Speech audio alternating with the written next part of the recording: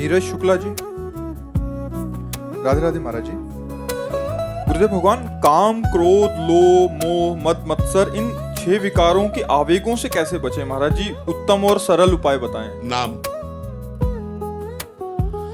जितना हमारे अंदर नाम बल होता है उतना ही हम विकार को सह सकते हैं। जैसे जब तुम बलवान के चाटा मारोगे उसके फर्क नहीं पड़ेगा, लेकिन बलवान चाटा मारेगा तो तुम्हें फर्क पड़ जाएगा। तो हम कमजोर हैं इस समय अध्यात्म बल से, और वो बलवान है काम, क्रोध, लोभ, मोह। तो जब चाहते हमें राउंड राउंड कर देते, घुमा करके परेशान कर देते हैं, भगवान की भक्ति से हटा के माया में लगा देते हैं, गलत आचरण करवा देते हैं। तो हमें थोड़ा बलवान बनना पड़ेगा। बलवान बनने के लिए जैसे हमें अच्छे पदार्थ पाने पड़ते हैं शरीर पुष्ट करने के लिए, ऐसे अध्यात्म में भगवत कथा सुनना, दूसरों की सेवा करना, भगवान नाम जप करना, भगवत आराधना करना। यदि आप भगवान नाम जप करेंगे, सबसे सरल साधन है। मान लो और भी बहुत से कठिन साधन है, लेकिन कठिन साधनों को करना कठिन है कलयुग में। खान पान ही सही नहीं है, हमारा व्यवहार सही नहीं है, हमारा वातावरण बिगड़ता जा रहा है। तो कलयुग केवल नाम आधारा। अगर नाम का आप जप करोगे भगवान के, तो निश्चित ऐसा बल प्राप्त होगा कि आपके अंदर की जो विकृति है, काम, क्रोध, लोभ, मोह, मद, मत्सर, ये सब नष्ट हो जाएंगे। नाम जप में बहुत बड़ी सामर्थ्य है। यदि दैन्य होकर भगवान का नाम जप करो, कोई भी नाम जप करो, राम, कृष्ण, हरि, शिव, जो आपको नाम प्रिय हो, उसी नाम से आप देख लेना, नाम का बहुत बड़ा प्रभाव होता है। जो वैश्यागामी थे, चिंतामणि जी की आसक्ति हृदय में प्रबल थी, उन्होंने जब नाम जप किया तो बिल्व मंगलाचार्य बन गए। भगवान के नाम में अपार सामर्थ्य है। एक घोर कामी पुरुष को भी वो परम ब्रह्मचारी और परम तेजस्वी मुनीश्वर पदवी प्रदान करा दे, ऐसी सामर्थ्य नाम में है। नाम जप करो और संयम से रहो और दूरी बना के रखो। जहां हमें लग रहा है हम भ्रष्ट हो जाएंगे, उस वस्तु से, उस व्यक्ति से, उस स्थान से दूरी बना के रखो और नाम जप करो। तो खूब सरल साधन नाम और कठिन साधन नाम। नाम को कोई सरल ना समझ ले, नाम चलाना बहुत कठिन है। आप लोग देख लो चला के नाम, आप निरंतर नाम चलाओ, जो चाहो प्राप्त कर लो, जो चाहो प्राप्त कर लो। हमारे वचनों पर विश्वास रखो जी। नितेश जी, काशी से, राधे राधे महाराज जी। गुरुदेव भगवान, मैं कितना भी संभल कर चलता हूँ, कोई ना कोई पाप बन ही जाता है। हृदय में फिर जलन होती है। सोचता हूँ क्या श्री जी मुझ पर कृपा करेंगी? नाम जब तो करवा रहे हैं, लेकिन पाप भी हो रहे हैं। अब इसमें थोड़ा सावधानी रखनी पड़ेगी। कुछ तो हम बात मानते हैं कि वासना से विवश होकर पाप हो जाता है। क्रोध तो तभी आता है जब काम आता है, ऐसे क्रोध नहीं आता है। क्रोध की उत्पत्ति काम से, कामा संजायते क्रोधा, क्रोधा स्मृति विभ्रमा, स्मृति भ्रंशात् बुद्धिनाशो, बुद्धिनाशात् प्रणश्यति। तो जब हम कामना करते हैं कि जैसे ये व्यक्ति हमारे सामने जो है, ये हमारे लिए ऐसा आचरण करे, ऐसा बोले, और जब वो ऐसा नहीं बोलेगा तो हमें क्रोध आ जाएगा। क्रोध का मूल काम है कामना। कामना से ही क्रोध का प्रादुर्भाव होता है। तो हम दूसरों से सुख प्राप्त करने की जो चाह करते हैं, वही क्रोध पैदा करता है। और अगर हम दूसरों के अनुकूल होने की चेष्टा करें तो हमारी भक्ति बन जाए। सब में भगवान विराजमान है। उमादे राम चरण रत, विगत काम मद को, निज प्रभु में देखें जगत, कैसन करें विरोध। जब हम सब में भगवान को देखने लगे और उनके अनुकूल व्यवहार हम करें, उनसे अपनी अनुकूलता ना चाहें, तो संपूर्ण क्रोध पर हम बस प्राप्त कर सकते हैं, वशीभूत कर सकते हैं क्रोध को। लेकिन क्रोध हमें वशीभूत नहीं कर पाएगा, क्योंकि हम इनसे अनुकूलता चाहते ही नहीं।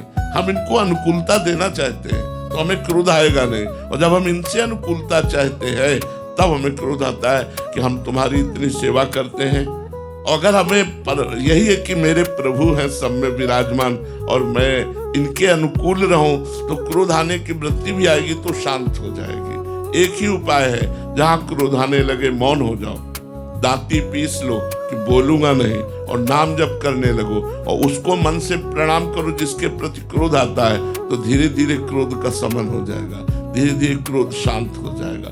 अगर बोलना शुरू किया तो क्रोध का स्वरूप बिगाड़ देगा फिर आपको। फिर गुस्सा आ जाएगी, गलत बोलना शुरू हो जाए, क्रोध बढ़ जाए तो मारपीट भी हो जाती, हिंसा भी हो जाती।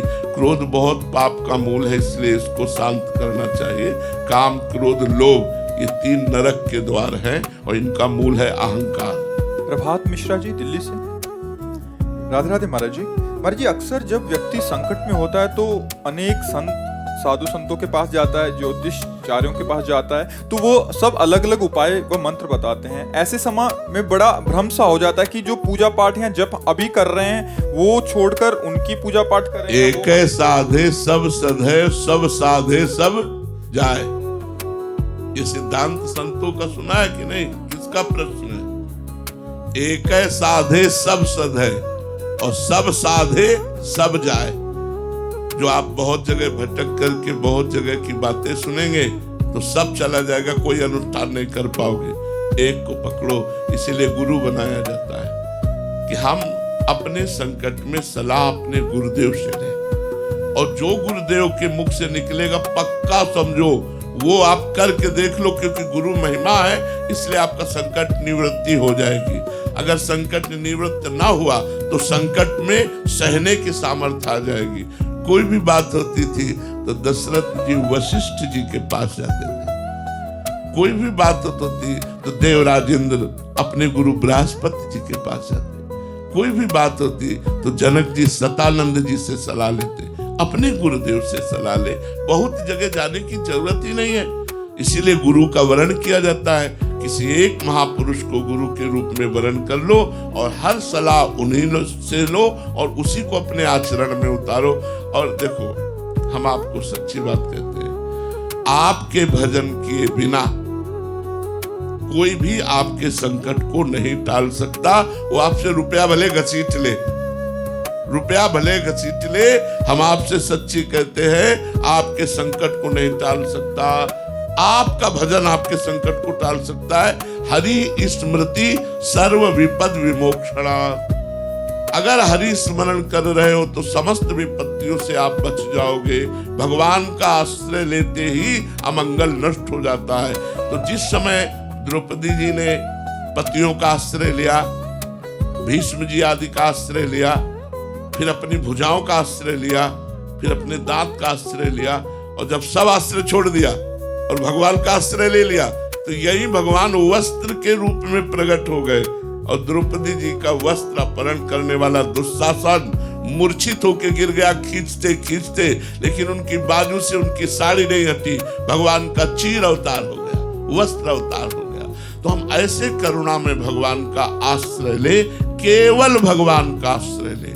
अगर तुम्हारी विपत्ति नष्ट ना हो जाए तो हमें बताना, केवल भगवान, किसी को फोन ना करे, किसी और का आश्रय न ले, केवल भगवान का आश्रय ले, और उसी समय चमत्कार ना प्रकट हो जाए तो आप करना। ये हमने 20 बार देखा, भगवान के आश्रय से बड़ी बड़ी विपत्तियों को नष्ट होते देखा है। इसलिए हम लोग क्या करते हैं, घबरा करके भगवान पता नहीं सुने कि ना सुने, उधर तो अविश्वास कर लेते हैं और इधर भागने लगते हैं, इधर और फंस जाते हैं, इधर और फंस जाते हैं। कोई कहेगा तेल चढ़ाओ, कोई ये कहेगा, कोई वो, दुनिया का अब हम क्या क्या चढ़ाएंगे। और हम कह रहे कुछ न करो, राधा राधा राधा राधा राधा, और जहाँ राधा वहाँ कोई बाधा नहीं। आप करके देख लो, बिना पैसे का है, राधा राधा राधा राधा राधा राधा।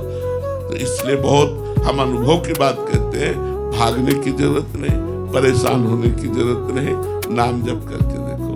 देखो, थोड़ा सा हमारी बात ध्यान से सुनना। जो ब्रह्मा जी ने लिख दिया है यार, उसे कोई टाल नहीं सकता, ये भी बात समझ लो। अगर टाल सकता तो हम अपनी किडनी ठीक कर लेते, लेकिन इतनी सामर्थ्य मिल जाएगी कि भारी विपत्ति में भी आप मुस्कुराकर चल सकते हो। आप भारी विपत्ति में डिप्रेशन में नहीं जाओगे, आप आनंदित होकर उसे क्रॉस कर सकते हो। अगर भजन नहीं किया तो कोई सामर्थ्य नहीं कि आपको शांति प्रदान कर सके, और धीरे धीरे आप डिप्रेशन में पहुंच जाओगे। क्योंकि सही उपाय आपको एक है, भगवान की शरण। भगवान की शरण भागो, अंदर से भगवान को पुकारो और देखो तुम्हारा मंगल होता है। गजराज ने पूरा प्रयत्न कर लिया, हाथी हाथिनियों का सहयोग भी मिला। जब उसने देख लिया कि अब मैं डूबने वाला हूं, पुकारा हरि, उसी समय काम बन गए। उसी समय भगवान आए और उसको बाहर कर दिया। हमें लगता है वो भगवान केवल गजराज के या द्रौपदी जी के नहीं, वो भगवान हमारे भी हैं। हमको भगवान से सीधे कनेक्शन, भगवान से सीधे संबंध रखना चाहिए और विपत्ति में, दुख में, सुख में हर समय उनका सुमिरन करना चाहिए।